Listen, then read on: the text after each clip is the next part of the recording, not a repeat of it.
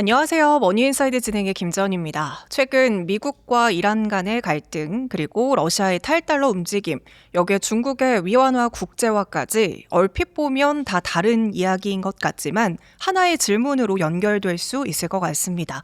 과연 미국의 달러 패권은 어떻게 될 것인가?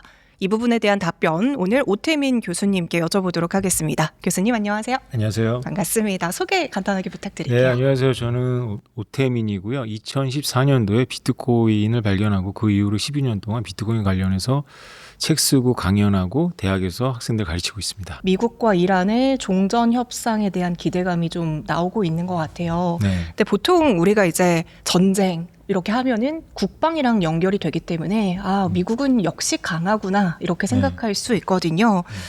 이거를 교수님의 관점에서는 튼튼한 국방력으로 보시는지 아니면 또 다른 관점이 있으신지 궁금합니다. 네, 미국이 강해서 저런 일을 벌이는 건지 약해져서 저런 일을 벌이는 건지에 대해서 여러 전문가마다 의견이 갈리고 있는데요. 네. 저는 이게 단순한 이분법이라고 생각합니다. 좀 사정은 복잡한데요. 네. 미국은 1945년도에 2차 세계대전을 끝내고 전 세계에서 거의 유일하게 남은 압도적인 패권 국가였습니다.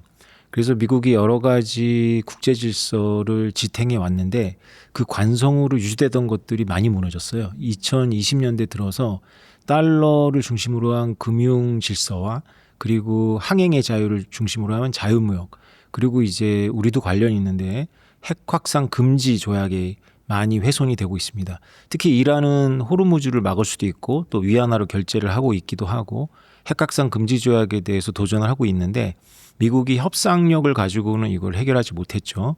그래서 결국은 이렇게 무기를 사용할 수밖에 없었는데, 프랑스의 사상가 레이몽 아롱에 의하면 국제 질서라는 게 기본적으로 푸상스라는 상상력에 기초한 강대국의 힘에 의해서 지탱을 하는데, 강대국의 이 힘이 진짜로 발휘되면 그것은 퓨상스가 훼손됐기 때문이다, 이렇게 볼 수가 있거든요. 네. 거꾸로 또 이런 물리력을 사용하다 보면 또 동맹들마저도 등을 돌릴 수도 있죠. 이번에 미국이 보여준 모습을 보면 막강한 군사력 이면에 외로운 강자다, 이런 모습이 보입니다. 이스라엘을 빼놓고는 동맹들이 호르무즈 봉쇄나 호르무즈의 호위에 참여하지 않았습니다. 심지어 유럽의 동맹들은 영공도 열어주지 않았죠. 그것은 왜 그러냐 하면 미국이 그동안 80년 동안 만들어왔던 어쨌건 여러 나라들의 합의에 의한 국제 질서를 미국 스스로 깨버렸기 때문에 그렇습니다. 이 전쟁을 시작하는 과정에서 미국은 누구의 동의도 받지 않았고요. 유엔 결의나 이런 것도 통과하지 않았죠. 그래서 미국 스스로 미국이 만든 질서를 훼손하고 있는 모습을 보면 미국이 되게 다급하구나, 네. 이렇게 생각할 수도 있습니다. 예전에는 미국이 정말 강대국이었을 때는 그러니까 등장만으로도 미국이라는 두 글자만 들어도 되게 무서워했잖아요. 네. 이제는 말만 한다고 해서 통하는 시대는 아닌 것 같습니다. 그러면 지금 이제 미국이 군사력을 쓰고 있잖아요. 군사력을 쓰는 나라와 군사력을 쓰지 않아도 강함을 보여주는 나라, 이 둘에는 결정적으로 어떤 차이가 있는 겁니까? 당연히 군사력을 안 쓰고도 힘을 투사할 수 있는 게 더 강한 거죠.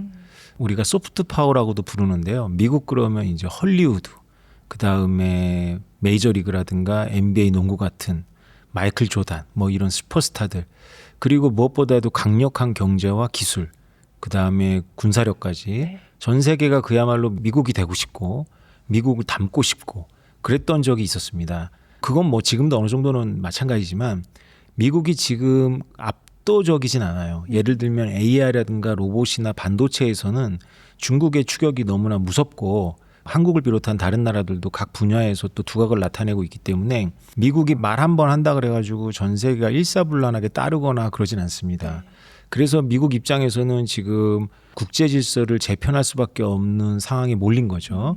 왜냐하면 국제 질서 자체는 유지가 돼야 되는데 그것을 미국의 매력만 가지고는 유지할 수가 있는 상태가 아니거든요. 냉전 이후에 한 30년 동안 미국은 미국의 매력만으로 전 세계를 이끌었다, 이렇게 해도 과언이 아닌데 지금 중국의 부상이라든가 또 러시아가 굴욕의 시대를 멈추고 서력한다는 식으로다가 지금 지리적 팽창을 도모하고 있고, 그런 것에 대해서 미국이 효과적으로 대응을 하지 못하고 있거든요. 북한 핵에 대해서도 미국이 상당히 무기력했었고, 그래서 이란을 손보면서 미국은 국제 질서가 바뀌고 있다는 걸 전 세계에 선언하고 있는 거죠.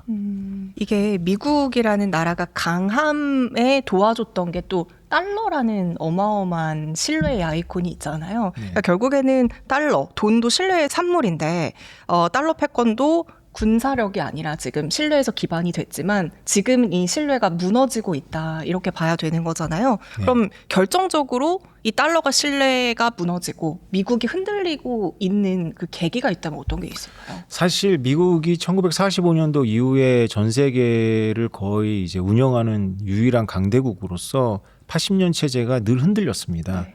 뭐 오래 가지 않아서 브레튼 시스템이 미국이 금에 대해서 디폴트를 선언하면서 끝났고, 또 미국이 한국 전쟁하고 베트남 전쟁에서 힘을 소모해서 위신도 많이 깎였고, 그런데도 불구하고 미국이 냉전에서 이기면서 미국의 시대가 왔는데, 그 이후에 세 번의 결정적인 사건을 통해서 미국이 그 위신과 힘을 잃어버리죠. 3번. 네. 네. 첫 번째는 9.11 테러 때 전 세계가 미국에 대해서 공감하고 동의하는 그런 분위기였는데 그거를 무력으로 소진해 버렸죠.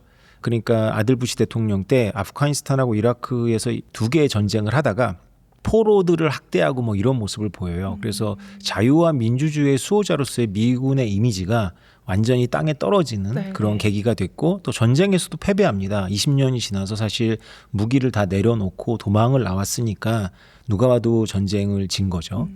두 번째는 뭐 아시겠지만 2008년도 금융위기. 네, 리먼 브러스 사태로 비롯된 미국 월가가 사고 쳐가지고 전 세계가 깜짝 놀란 네. 그런 금융위기인데, 이거는 미국이 자본주의 대 공산주의로 대립했을 때 미국이 자본주의의 큰형님으로서 미국의 자본주의 시장 경제를 따르면 너희들을 번영할 거야 뭐 이런 메시지였는데, 그리고 나서 미국이 홀로 남아가지고 운영을 하다가 미국 스스로 채무에 의해서 돌아가는 경제가 파산을 하는 그런 모습을 보여줬거든요. 네.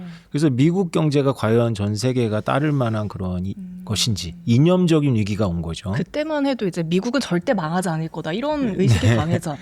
그렇습니다. 미국은 언제나 금융위기가 있으면 소방수 역할을 자처했었죠. 그 10년 전에 동아시아, 한국이 포함된 IMF 외환위기가 있었고, 또 그전에는 남미, 멕시코에서 또 위기가 있었고 할 때마다 미국은 그런 위기를 봉합하거나 불을 끄는 역할을 했었는데 미국 안에서 불이 나버렸어요. 그래서 미국이 과연 우리가 미국을 따라가야 되느냐, 미국의 자본주의가 과연 옳은 답이냐라는 것에 대해서 전 세계 지식인들 사이에서 깊은 회의가 있었죠. 네네. 그리고 이제 결정적인 것은 2016년도에 트럼프가 정치 신인임에도 불구하고 아메리칸 퍼스트라는 구호를 갖고 미국 우선주의를 가지고 대통령이 당선이 됐어요. 그 다른 나라의 지도자들이 자기 나라를 우선한다라는 것은 아무 이슈가 안 되는데, 미국이 자기 나라를 우선한다라는 것은 많은 나라들에게 경각심을 줍니다. 왜냐하면 미국은 그냥 하나의 나라가 아니라 전 세계 질서를 유지하는 나라인데 그 질서를 자기를 위해서 쓴단 말이야. 미국은 여러 가지 게임의 심판을 겸하고 있는 나라인데 심판이 자기를 위해서 경기를 운영하겠네. 중립이 무너졌다. 그렇죠. 이런 인식을 심어준 거죠. 그래서 이 미국이 쌓아왔던 80년을 유지하게 했던 상상력에 기초한 미국 중심의 매혹적인 질서가 21세기 들어서 세 번의 연달아 일어난 사건에 의해서 그 사실은 미국 스스로 무너뜨린 거죠. 미국 스스로 무너뜨리는 것 때문에 지금 국제 질서가 상당히 혼란 속에서 전환기를 맞이하고 있다고 볼 수 있습니다. 이게 커다란 틀에서 보면은 이제 막 중국도 미국을 이기겠다 막 이렇게 하고 있다 보니까 그냥 미국과 경쟁하려는 나라들이 막 이제 나오는 것처럼 보이지만 정말 오래전부터 미국이 흔들리고 있었던 결정적인 사건이 있는 것 같아요. 그렇죠. 네. 그럼 지금 러시아도 그렇고 뭐 중국도 그렇고 탈달러 움직임들이 가속화되고 있잖아요. 달러 지금 얼마만큼 흔들리고 있는 겁니까? 아, 그렇게 많이 흔들리진 않습니다.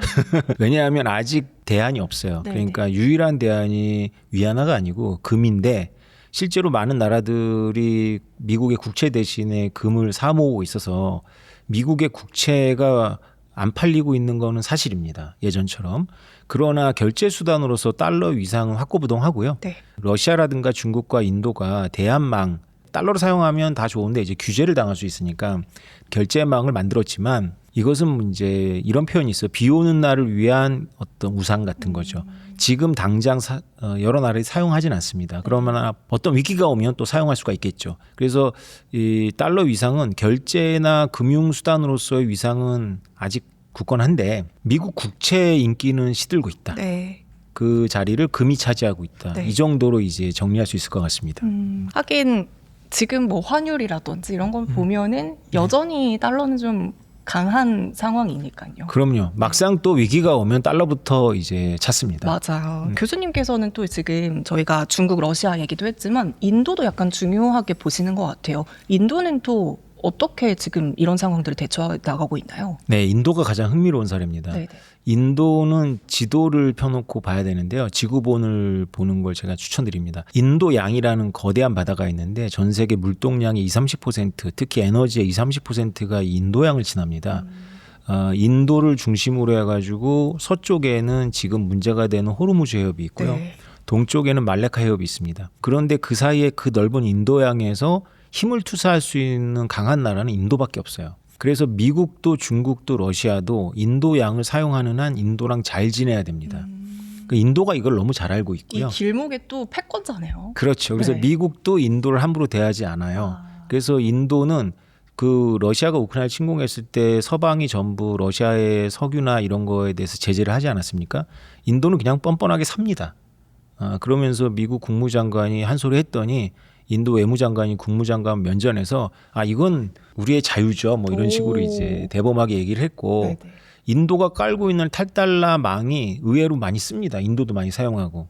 그런데 이게 미국 입장에서는 상당히 난처한 입장이에요. 그렇죠. 왜냐하면 이거를 이제 잘 알려져 있진 않죠. 왜냐하면 인도가 대놓고 탈달러를 하진 않거든요. 중국처럼. 그래서 미국한테 시급한 문제는 중국 견제인데 인도는 미국하고 잘 지내면서도 탈달러를 할 수 있는 하나의 모델이 되기 때문에 많은 나라들이 인도를 보고 배우면 미국 입장에서는 참 난감해지는 그렇죠. 거거든요. 예. 미국의 아킬레스건이 인도다. 뭐 이렇게 저는 생각을 합니다.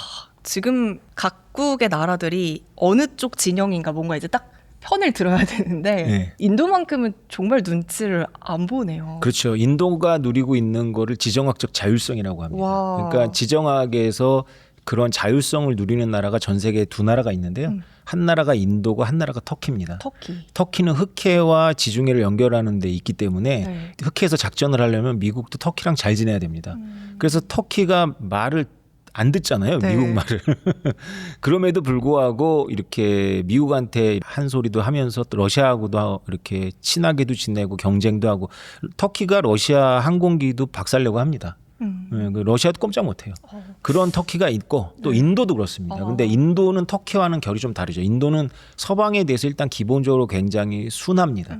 인도인들이 또 서방에서 많이 활동을 하고 그러나 결정적일 때는 인도는 옛날에도 그랬지만 비동맹 노선의 맏형이었거든요. 네. 그러니까 결정적일 때는 또 전략적 자율성을 누리겠죠. 말씀 주신 것처럼 미국은 일단 지금은 중국을 제재해야 되기 때문에 인도를 막 지금 어떻게 할 수는 없겠지만 중국이 어느 정도 잡히면 인도도 혹시 제재를 할 가능성이 있을까요? 너 양다리 걸치지 말고 하나 정해라. 네, 만약에 미국이 힘을 투사할 수 있으면 그렇게 할 텐데 네네. 미국에서 가장 먼 바다가 인도양입니다. 그러니까 미국은 인도양에 사실상 제대로 된 미군 기지가 없어요. 네. 그래서 해군이나 공군은 기지가 없으면 수리를 못 하거든요. 그래서 인도하고는 무조건 잘 지내야 되는데 미국이 인도 때문에 골치를 앓다가 이따가도 얘기하겠지만 인도 정부나 인도 엘리트들은 미국에 대해서 전략적 자율성을 누릴 수 있지만 인도 국민들은 그런 거 없다. 우리는 미국이 좋다.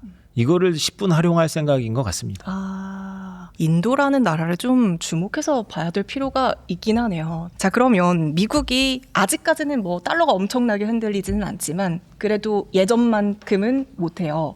지금 미국이 가장 유리하게 쓸 수 있는 카드는 그럼 무엇입니까? 그렇죠. 미국이 이 달러 무기화 때문에 탈달러가 진행이 되니까 2023년도에 미국 국회 하원에서 달러 도미넌스라는 청문회가 열렸습니다. 네. 그때만 해도 미국이 되게 암울했어요. 왜냐하면 사우디아라비아 빈살만이 시진핑을 만나서 위안화 결제를 하겠다고 하고 뭐 여러 나라들이 탈달러 목소리를 냈거든요. 그런데 미국의 전략가들 눈에 스테이블 코인이 보인 겁니다. 달러 스테이블 코인. 네. 그래서 이 달러 스테이블 코인을 통해서 전 세계의 안방에 달러를 배달함으로써 미국이 처해 있는 달러의 위기를 극복하려고 하는 것이 지금 미국의 전략으로 너무나 선명하게 이렇게 보이는 거죠. 예전에 미국이 비트코인 되게 싫어했잖아요. 그렇죠. 그리고 스탠스를 바꿨잖아요. 네. 그게 비트 비트코인 관점이 아니라 스테이블 코인 관점 때문에 그렇다고 봐야 될까요? 그렇진 않습니다. 비트코인은 또 비트코인 나름대로 미국의 전략적 의미가 있는데 굳이 이런 도식을 만들자면 네. 오해가 있겠지만 어쨌건 도식이 좀 편리하니까 비트코인에 대해서 미국의 애티튜드는 수세적입니다. 방어적이고요. 네, 네. 미국이 공격적인 선택지는 달러 스테이블 코인입니다. 그래서 미국은 달러 스테이블 코인을 가지고는 미국에 허물어지고 있는 달러의 패권을 확대하는 거고요. 비트코인은 미국한테도 되게 껄끄러운 자산이거든요. 그래서 비트코인은 최대한 많이 미국의 품 안으로 넣어서 비트코인의 투명한 속성을 이용해 갖고 투명하게 보이도록 하겠다. 네. 그게 언제 드러났냐면 이번에 미국이 이란을 때렸지 않습니까? 그 재무장관이 이런 말을 했어요. 지금 이란에서 나오고 있는 크립토 우리가 다 보고 있는데 저 사람들 우리가 지금 자기네들 거 전부 다 지갑 우리가 다 확보한 것도 모르고 아마 거래하고 있을 거야 라는 무서운 말을 했거든요. 네, 네. 그게 왜 가능하냐면 이미 미국은 2024년도에 비트코인 ETF를 제도화함으로써 100만 개가 넘는 비트코인이 미국의 금융기업 안으로 들어왔거든요. 그거는 개인들이 관리하는 것이 아니라 금융기업들이 관리를 합니다. 근데 비트코인이라는 게 속성이 투명한 데다가 이게 비트코인하고 비트코인이 묻어가지고 연결이 되어 있어요. 그래서 만약에 상당수의 비트코인을 미국이 투명하게 확인을 하면 아주 지하로만 도는 몇 개의 비트코인을 빼놓고는 나머지 비트코인이 오차 범위 내에서 특정이 가능해지는 겁니다. 완전 이제 다 볼 수 있다. 그렇죠. 다 들여다보게 되어 있어요. 그래가지고 이란 혁명수비대 지갑이라는 거를 지정할 수 있었던 겁니다. 그래서 거래소들한테 레터 보내갖고 이 비트코인 환전하지 마라 이렇게 할 수 있었거든요. 그래서 비트코인에 대한 미국의 전략은 될 수 있으면 많이 확보해가지고 나중에 재정적 이익도 봐야 되지만 일단 비트코인의 야성 그러니까 개인이 개인으로 옮기면서 자금 세탁도 가능하고 탈세도 가능한 야성을 미국은 좀 다스리겠다, 순치하겠다는 거고요. 달러 스테이블 코인은 완전 성격이 다릅니다. 달러 스테이블 코인은 미국이 이거를 키우면 키울수록 미국의 이자율 낮아지고 채권 많이 팔리고 그다음에 달러 스테이블 코인을 기축 통화로 하는 이 온체인망을 전부 미국이 장악하고 통제할 수 있게 되고 그리고 중국의 금융을 개방시킬 수가 있는 거죠. 강제로. 그럼 스테이블 코인이 활성화되면 정부와 중앙은행의 역할은 그러면 어떻게 되는 거예요? 어느 나라 정부, 어느 나라 중앙은행? 미국이요. 미국이요. 네. 미국의 중앙은행은 더 역할이 커지죠. 왜냐하면 전 세계가 이제 다국적 기업이나 전 세계 중앙은행들만 달러를 소유하는 것이 아니라 우리 같은 평범한 사람들이 달러를 소유하게 되는 거니까 그쵸. 지금도 연준이 이자를 높인다 낮춘다에 따라 가지고 전 세계 자산 가격이 요동을 치지 않습니까? 그 실제로 실행하기 전에 예측만 가지고도 요동을 치잖아요. 네네. 근데 이제는 뭐 연준이 진짜 전 세계 중앙은행 역할을 하게 되는 거고요. 미국 입장에서는 전 세계 금융망을 지금도 통제하고 있는데 더 쉽게 통제할 수 있는 무기가 손에 쥐어지는 거죠. 지금 주식 시장에서는 연준의 입이 되게 또 큰 이슈잖아요. 금리 어떻게 되나. 그러면 앞으로는 그 연준의 입이 더더더 주식 시장에서도 중요해질 수가 있겠네요. 그렇죠. 왜냐하면 지금 달러 스테이블 코인이 퍼져나가면 퍼져나갈수록 전 세계 특히 미국하고 무역을 하는 나라들은 달러 커뮤니티 안으로 포섭이 되는 거거든요. 네. 그래서 이제 만약에 그 질문을 다른 나라의 중앙은행과 정부는 어떻게 되는 거냐라고 물어보면 네. 할 일이 없어지는 겁니다. 그럼 어떻게 되는 거예요? 이 세상은? 그러니까 지난 80년 체제를 이해해야 되는데 지난 네네. 80년 체제는 미국이 1차 세계대전, 2차 세계대전을 전부 미국이 껴갖고 다 이겼거든요. 근데 미국이 제국주의를 할 수도 없고 제국주의라는 것 자체를 싫어해요. 그래가지고 영국이나 일본처럼 식민지에다가 총독부 만들어갖고 직할 통치하는 거를 포기하고 동맹체제로 갔거든요. 네네. 동맹체제로 가다 보니까 필연적으로 국민국가들 간의 합의체를 만든 거예요. 국민국가라는 것이 가능했던 거고 국민국가의 주권의 영역들이 이런 게 있었어요. 자기 나라에 대한 교육, 복지, 세금, 통신, 금융 이렇게 있었는데 경제 운영의 핵심이 되는 금융을 상실하게 되는 거죠. 그리고 통신은 일론 머스크 때문에 상실하게 될 거고요. 스페이스X. 네.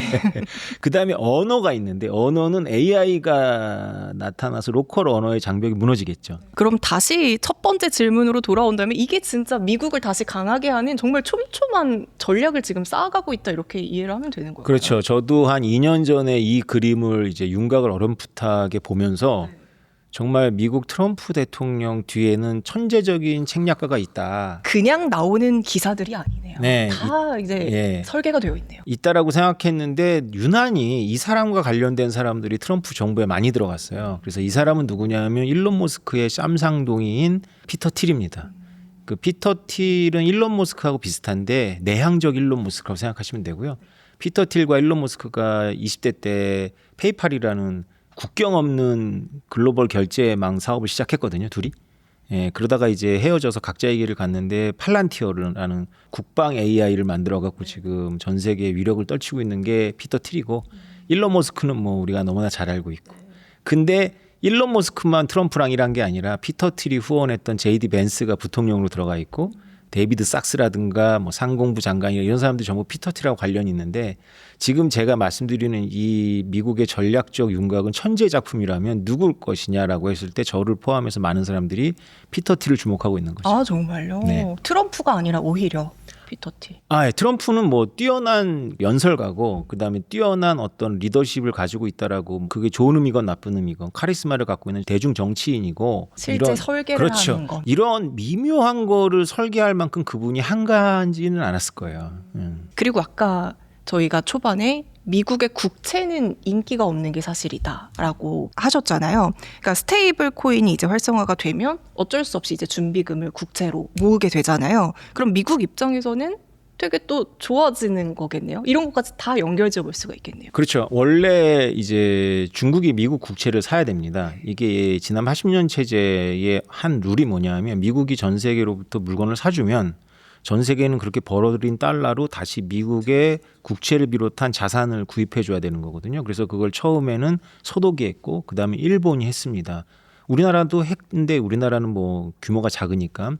그리고 나서 이제 중국이 그거를 이제 도맡아서 했었는데 시진핑 주석이 정권을 잡은 2012년부터 중국이 그걸 안 합니다. 그때부터 계속 미국 국채를 팔고 있어요. 금 사고 막 그랬던 것 같은데요. 그렇습니다. 그렇죠? 그리고 1대1로에 퍼붓고 네. 그러면서 미국의 국채를 사지 않으니까 미국 입장에서는 큰일이 난 겁니다. 왜냐하면 미국 국채는 무한히 발행되는 전제에서 미국은 재정을 운영하거든요. 어느 나라도 국채를 무한히 발행할 수 없는데 미국은 기축통화국이기 때문에 그 특권이 있어요. 그래서 적자도 그냥 넘기는 거죠. 그렇죠. 네. 그렇죠. 근데 중국이 그걸 안 사면서 이제 국채가 안 팔리면 국채 가격이 떨어지기 때문에 수익률이 올라가서 미국의 장기 이자율이 올라갑니다. 미국의 장기 이자율이 올라가면 미국 경기 침체 오거든요. 그래서 어떻게 쓰는지 국채를 팔아야 되는데 중국이 안 사주는데 중국인들이 미국 국채를 사주는 거예요. 중국인들이 어떻게 미국 국채를 사냐면은 중국인들은 미국 국채를 살 생각이 없었는데 중국인들이 달러 스테이블 코인을 너무 좋아하는 거예요. 아, 중국이 이걸 제재 안 하나요? 중국이 제재해도 소용없죠. 이거는 온체인이기 때문에 네. 국경을 무시하고 다니는 겁니다. 이게 이 전환의 본질인 거예요. 그래서 뉴욕 남부지검이 처음에는 테더라고 하는 달러 스테이블 코인을 발행하는 회사를 좋게 안 봤어요. 달러 가지고 장난친다고 봐서 기소하고 벌금 때리고 온갖 걸 다 했습니다. 그러다가 2024년도에 공화당 띵크탱크에서 이제 목소리를 내기 시작하는 거죠. 그거 우리나라 부채 문제를 해결하니까 가만 놔둬. 이런 식으로 되면서 지금 공화당의 어떤 공약이 돼버린 건데 이것이 아까 말씀드렸던 피터 틸 같은 사람이 발견한 거죠. 테더사 하나가 가지고 있는 미국 국채량이 지금 우리나라 정부보다 많습니다. 그러니까 중간 규모 이상의 국가들보다 많은 국채를 한 회사가 갖고 있는 거죠. 그러니까 이거를 10배로 키우면 미국은 국채 문제로부터 자유로워집니다. 그러면 약간 역설적인 것 같아요. 중국은 탈달러. 그런데 오히려 역설적이게도 미국의 국채를 사게 되는 달러가 더 강해지는. 그렇죠. 그럼 스테이블의 미래는 그럼 어떻게 될까? 약해질까요? 그 미국의 달러는. 네. 달러의 시대가 이제 본격적으로 시작된다고 봐야 되겠죠. 지난 80년 체제는 로컬 통화들이 달러와 같이 있었습니다. 그러니까 달러라는 게 미국의 돈이지만 국제 무역의 기축 통화였고 그러나 우리는 달러를 쓰지 않았죠. 우리는 원화를 쓰듯이 많은 나라들은 자기 나라 돈을 썼습니다. 그래서 각국의 국가들은 자기 나라 경제 형편에 맞는 환율 정책과 이자율 정책을 펼 수가 있었죠. 그런데 달러라이제이션이라고 부르는데 이 통화 정책이 망한 나라는 백약이 무효이기 때문에 그냥 달러를 쓰는 경우가 있습니다. 캄보디아가 그랬고 남미, 중남미 국가들 몇 개 국가가 그렇습니다. 그런데 우리나라 같은 나라들은 통화가 건전해요. 일본도 마찬가지고. 그래서 달러는 뭐 중앙은행이 갖고 있거나 은행들만 갖고 있는 거지 개인들이 달러를 소유하는 것 자체가 최근까지 불법이었습니다. 지금은 아니지만. 그런데 달러라이제이션이라는 건 뭐냐면 우리가 원화 대신에 달러를 쓰는 거거든요. 그런 시대가 오는 거죠. 그러니까 미국은 달러를 이제 전 세계 시민들을 대상으로 발행을 하고 운영을 할 수 있게 되는 거죠. 그럼 지금까지 달러를 찍어냈던 것보다 더 많이 찍어낼 가능성도 있겠네요. 그렇죠. 예, 그러려고 하는 거죠. 미국이 지금 이 AI와 로보틱스와 이 생물학적인 그런 전쟁에서 중국의 추적을 피하려면 어마어마한 투자를 지금 해야 되는 거거든요. 그 어마어마한 투자를 할 방법을 생각해 보면 국채를 팔든지 아니면 미국의 주식을 해외에 팔든지 그렇게 해야 되는 거거든요. 대표적인 게 이제 오늘인데 스페이스 X가 IPO를 하지 않았습니까? 950억 달러를 하는데 보통 IPO하면 개인 투자자를 한 10% 하는데 이번에 30% 올렸어요. 자신 있기 때문에 그렇습니다. 전 세계 개인들이 스페이스 X 주식을 너무나 열망하는 거죠. 그러니까 지금 비트코인이 안 오르는 이유도 전부 글로 빨려 들어간다. 유동성이 다 그렇죠. 가죠. 그러니까 미국의 자산이 올라가면 미국은 이제 AI, 반도체, 로보틱스, 생물공학 이런 데 엄청난 투자를 할 수가 있거든요. 그래서 그 우위를 유지하려면 미국은 더 많은 통화를 찍어내야 되고 그리고 그거를 굴리면서 미국의 자산 가치를 유지해야 되는 거거든요. 그럼 이게 우리가 실제적으로 체감하기까지는 어느 정도의 시간이 걸릴까요? 뭐 5년, 10년 이내로 이렇게 좀 체감이 가능해질까요? 제가 돌아다니면서 떠들면서 느끼는 이제 가장 답답함이 바로 이제 아나운서님의 지금 질문입니다. 언제 이런 예, 거요? 왜냐하면 이제 제가 이제 전직 관료님들하고 이제 뭐 식사하면서 이런 말씀을 많이 드리는데 제가 지방에 강의 가면 이미 달러 스테이블코인 쓰고 있습니다. 왜냐하면 우리나라도 제조업 국가고 네. 우리 제조업 비율 높은 나라인데 지방에 있는 대기업 말고 중간 규모의 제조업 공장에는 한국인들 거의 없습니다. 필리핀, 인도, 뭐 방글라데시 이런 분들이 테더 달라고 하는 거예요. 사장님들한테. 조선소에서 일하시거나 이런 분들. 네네. 우리 테더 왜냐하면 2,000달러를 보내는데 웨스턴 유니온이라는 회사를 거치면 8%를 수수료를 내야 돼요. 네. 그런데 테더로 보내면 0.1%. 안 할 이유가 없네요. 그럼요. 네. 그리고 많은 나라가 이제 잘 사는 나라에서 우리나라로 일하러 오진 않지 않습니까? 그 낙후된 나라일수록 은행이 없어가지고요. 네. 또 거기서 수수료 말고 이제 은행이 있는 데까지 나오는데 비용이 들어가요. 필리핀 같은 데는 배 타고 나와야 된답니다. 근데 폰은 다 있잖아요. 그러니까 테더로 보내는 겁니다. 그러니까 중소기업 하시는 분들이 제가 이렇게 얘기를 하면 테더를 다 아세요. 업비트에서 어떻게 사는지 이런 거 다 알고. 한 가지 찝찝한 게 이게 전부 세금 문제 어떡하냐. 우리 이러다가 나중에 그 징벌적 세금 맞는 거 아니냐 뭐 이런 거 저한테 물어보시고 하시는데 아나운서님 이렇게 질문하셨잖아요. 우리가 피부로 느끼는 변화가 언제부터 시작되느냐. 이미 시작됐고요. 이미 시작됐고 그리고 이게 돌이킬 수 없는 속도로 지금 진행이 되고 있습니다. 이게 연결되어 있는 건데요. 달러 스테이블 코인만 보지 말고 달러 스테이블 코인이 기축통화로 쓰이고 있는 온체인 금융 전체를 봐야 되거든요. 네. 기억나시죠? 엊그저께 신문에 났는데 우리 지방선거 끝나고 누가 오세훈 시장한테 걸어가지고 몇 억 번 거. 뉴스에 나왔는데. 미국에서 아니 미국이 아니라 우리나라 사람인데 VPN 통해 갖고 우리나라 사람으로 추정이 돼요. 될 확률이 적다라고 판단이 됐는데 거기 걸어가지고 대박이 났는데 우리나라 신문에서는 이게 불법이다 뭐 이런 식으로 보도를 했어요. 그게 불법이건 불법이 아니건 그걸 우리나라가 막을 수 있는 관할권이 아니고요. 이미 온첸이라는 공간 안에서는 그런 일이 비일비재하게 벌어지는데 그게 결국은 다 달러 기반입니다. 이게 내가 안 쓰고 있고 내가 피부로 느끼지 않는다고 안 하고 있는 게 아니라 그럼요. 이미 전 세계적으로는 다 쓰고 있는 거네요. 네, 아나운서님 요새 우리나라 삼성전자하고 SK 하이닉스 뜨겁잖아요. 전 세계에 삼성전자와 SK 하이닉스 주식이 하나도 없는 사람들 간에 매일매일 삼성전자와 SK 하이닉스의 주식이 오를 것인지 내릴 것인지를 베팅하는 게임이 있습니다. 근데 이게 왜 중요하냐면 네. 골드만삭스가 한국의 증권회사한테 와갖고 SK 하이닉스가 이틀 연속 하한가가 되면 보상해주는 상품을 팔았어요. 그걸 어떻게 만들었을까요? 골드만삭스가 보험으로 만든 게 아니고요. 골드만삭스가 익명이나 페이퍼 컴퍼니를 통해서 그런 게임에 참여하는 겁니다. 그래서 그런 게임에서 70억을 주고 이제 SK 하이닉스가 떨어지면 보상받는 토큰을 사요. 네. 그리고 그거를 한국에 와가지고는 금융회사들한테 니네 SK 많이 사고 있잖아. 이 위험을 해칭해야 돼. 100억에 팔아요. 그래서 30억을 버는 거고 실제로 그런 일이 확률적으로 적지만 SK 하이닉스가 이틀 연속 하한가를 맞으면 60%거든요. 60% 떨어지면은 1,000억을 벌어갖고 1,000억 전달하면 되는 겁니다.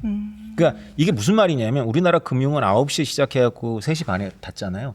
24시간 돌아가는 시장에서 우리도 모르는 한국 시장에 상품을 놓고 베팅이 벌어지는데 그것이 우리나라 금융에 들어와서 우리나라에 이미 영향을 미쳐서 네. 한국의 금융시장은 이미 가격 결정력을 잃어버리고 있습니다. 이게 금융, 뭐 증권, 경제를 이게 우리는 아직까지는 되게 교과서적으로 생각하고 있잖아요. 정말 시야를 많이 넓혀야 되고 많이 받아들여야 되는 것 같습니다. 이게요 상상력의 문제인데요. 제가 우리나라 엘리트들하고 대기업에 들어가서 대화를 해보면 이게 상상력에서 다쳐가지고 지금 이게 얘기가 안 나가는데 되게 보수적으로 생각하잖아요. 그렇죠, 그렇죠. 은행, 막 그렇죠. 예금 이렇게 맞습니다. 생각하잖아요. 그러니까 우리가 지난 80년 동안 익숙했던 것들은 전부 국경과 관련이 있어요. 근데 지금 이 달러 스테이블코인이 어디서 쓰이냐면은 온체인이라는 하나의 거대한 금융 플랫폼이 쓰이는데 이 온체인의 특징이 뭐냐면 탈국경, 탈규제, 탈은행입니다. 근데 저는 대학원에서 가르칠 때 우리 학생들은 이미 VPN을 통해 갖고 폴리마켓이나 이런 거에 상품을 왔다 갔다 하고 사고 있어요. 저는 안 하고 이제 우리 학생들한테 저는 이제 배우는 건데 근데 진짜 이거는 뭐 아까 아나운서님의 질문에 제가 흥분해갖고 여기까지 왔는데 네. 5년 있다 벌어지는 게 아니라 이미 벌어졌고 지금 굉장히 심화되고 있다라는 거를 제가 머니 인사이드를 통해 갖고 진짜 오피니언 리더들한테 정말로 각혈하는 심정으로 전달하고 싶은. 이제 속도가 더 빨라질 일만 남았다. 이렇게 질문을 바꿨어야 됐네요. 그렇죠, 그렇죠. 네. 그래서 이게 이 금융의 부가가치가 있을 거 아닙니까? 이 부가가치가 새로운 부가가치를 창출하는 것보다는 다른 부가가치를 가져오는 거거든요. 그러니까 이 부가가치를 미국은 자기네 제도화를 통해서 자기네들이 가져가려고 하는데 이 부가가치는 원래 누구 거였냐면 한국의 금융회사들이 갖고 있는 부가가치였습니다. 그냥 앉아서 예금 받고 환전하면서 수수료 떼고 송금하면서 수수료 떼고 이 모든 것들이 이 온체인으로 넘어갔고 그 온체인을 주도하는 미국에게 간다 이렇게 생각하시면 됩니다. 진짜 이 책의 제목처럼 자산 토큰 없는 미래는 없다. 네, 그렇죠. 네. 이 책에는 또 어떤 내용들이 담겨져 있는지 살짝 말씀해 주세요. 그러니까 이 책은 흥미를 일단 자아내야 되니까 토큰화라는 게 무엇인지를 설명하기 위해서 우리나라 강남 아파트를 예를 들었습니다.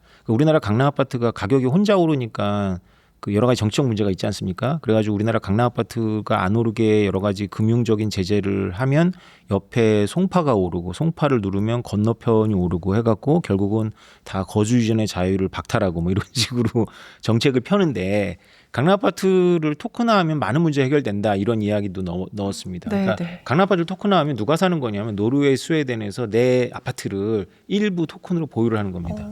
왜 노르웨이하고 스웨덴을 강조하냐면 이사를 오면 안 되잖아요. 저보다 토큰 많이 갖고 있는데 내가 잠자고 있는데 들어와서 너 나가 이렇게 하면 안 되니까 내가 주인이야. 멀리 팔아야 되는데 거꾸로 한국의 MZ세대들은 한국에서 아파트에 투자하고 싶지만 희망이 없잖아요. 이 MZ세대들은 일은 또 자기 창원에 가서 하고 있단 말이에요.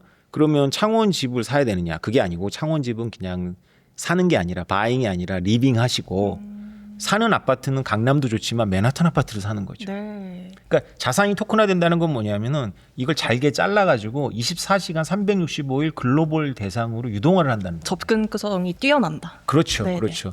그래서 이미 우리나라 삼성전자 주식과 SK 하이닉스 주식이 토큰화되어 있지는 않지만 그것을 추종하는 여러 가지 파생 상품들은 토큰화되어서 거래가 되고 있습니다. 이 변화하는 세상, 이미 변화하고 있는 세상을 빠르게 우리가 습득하려면 공부를 빠르게 좀 시작을 하는 게 중요할 것 같습니다. 그럼요. 네. 그러면 지금 이제 금융 시스템에서 벗어난 새로운 금융 시스템이 열리게 될 텐데 어떤 방향성으로 가게 될지 이제 시청자분들께 말씀해 주시면 좋을 것 같습니다. 금융의 방향성은 저도 이거를 뭐라고 표현할지 고민을 하다가 좋은 아이디어가 생각이 났어요. 이게 뭐냐면 금융이 게임화되고 있다. 게임화되고 있다. 네.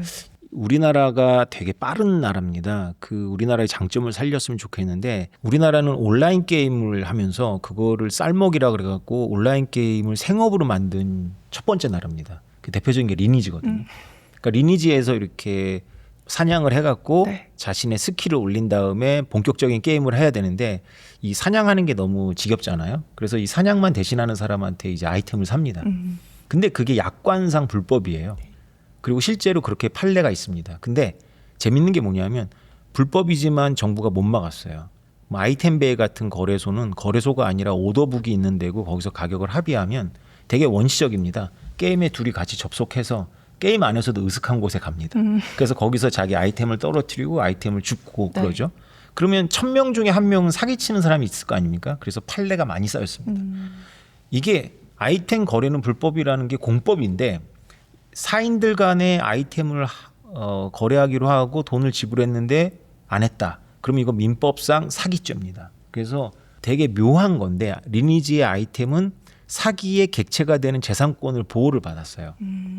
그러니까 거래는 불법인데 이걸로 사기치면 처벌을 받아요. 네. 신기하죠. 어떻게 봐야 되나요, 이거를? 그렇죠. 그래서 이런 식으로 국가가 인정하기 전에 사인들 간의 거래를 통해서 이게 계속 판례가 누적되면서 이게 재산권이 확보가 되는 거거든요. 전 세계가 지금 이런 온체인 금융을 그런 식으로 하고 있습니다. 국가들이 인정하거나 인정하지 않건 전 세계가 참여해서 삼성전자와 하이닉스가 내일 오늘 오를지 내릴지를 베팅하다 보면 그 베팅들이 도박이지만 그걸 가지고 누군가는 금융상품으로 만들어가지고 해칭에 쓰거든요. 그거를 다 스마트폰을 가지고 하는 거예요. 네. 그러니까 스마트폰 가지고 필리핀과 나이지리아와 베트남 사람들이 우리나라 삼성전자 주식의 향방에 대해서 게임을 하고 그걸 가지고 우리나라 기관들은 해칭을 해갖고 삼성전자 주식과 하이닉스 주식을 이제 보유하거나 파는 데 도움을 받는 거죠. 이런 식으로 전세가 연결되어 있거든요. 국경이 없고. 그래서 제 다음 책에 지금 쓰고 있는 책이 뭐냐면 한국 금융은 망했다. 한국 금융은 망한다가 아니에요. 네. 한국 금융은 망했다. 이런 제목을 썼는데 그 왜 그러냐면 우리의 상상력이 이걸 못 따라가고 있어요. 규제 때문인가요? 예, 규제 때문에 그렇습니다. 근데 규제도 그냥 근거가 없는 게 아니라 다 있을 때는 나름대로 이유가 있어서 만들었는데 그 규제가 안 통하는 거죠. 달러 스테이블 코인 때문에. 달러 스테이블 코인은 미국의 전략적 의지거든요. 우리가 아까 얘기했지만 근데 그 달러 스테이블 코인은 국경 없이 24시간 돌아다닙니다. 그래서 24시간 돌아다니는 그 달러 때문에 24시간 열려 있는 여러 가지 갬블 사이트가 생긴 거고요. 그 갬블이 어떤 사람한테는 도박이지만 어떤 사람한테는 금융의 중요한 해지 수단이 되는 거거든요. 이게 구별이 없어요. 네. 충격적입니다. 그러니까요. 어떤 새로운 산업이 생기면 계속해서 뭔가 파생되고 커지고 쓰는 사람이 늘어나고 그러면서 폭발적으로 수요가 터지는 그런 시점이 오는 것 같습니다. 그렇죠. 그게 비트코인이 나온 지가 17년 됐습니다. 그래서 비트코인 혼자 한 5년 있다가 이더리움이라는 게 만들어져서 그렇죠. 또 12년 왔는데 이더리움 때문에 많은 그 거품이 형성이 됐거든요. 기억하시겠지만 뭐 고양이 하나밖에 없는 고양이 그림을 사고 팔기도 하고 지루한 원숭이가 어쩌고 뭐 사고 팔기도 하고 어떤 예술가들이 자기 그림 태워버리고 뭐 NFT 해서 맞아요. 폭삭 망하기도 하고 그랬는데 지금 드디어 본격적인 변화가 시작된 거예요. 제가 만나보면 한국의 금융 엘리트들도 이거를 다 알고 있어요. 사기업의 경우. 그래서 은행이나 증권회사 엘리트들은 어떻게 해서든지 돈이 모여있는 온체인에 가고 싶어 합니다. 근데 열심히 준비하는데 전화가 와요. 금융위 사무관이. 그러면 다 포기. 이렇게 되는 거거든요. 네. 알겠습니다. 와, 지금 뭔가 전 세계적으로 금융의 질서가 완전 새롭게 재편이 되고 있는 것 같습니다. 그리고 앞으로의 미국이 어떻게 다시 강해지는지도 교수님 통해서 이야기를 들어봤는데요. 저희 이어지는 2부에서는 그럼 은행 시스템은 앞으로 어떻게 될 것인가에 대해서도 이어서 짚어보도록 하겠습니다.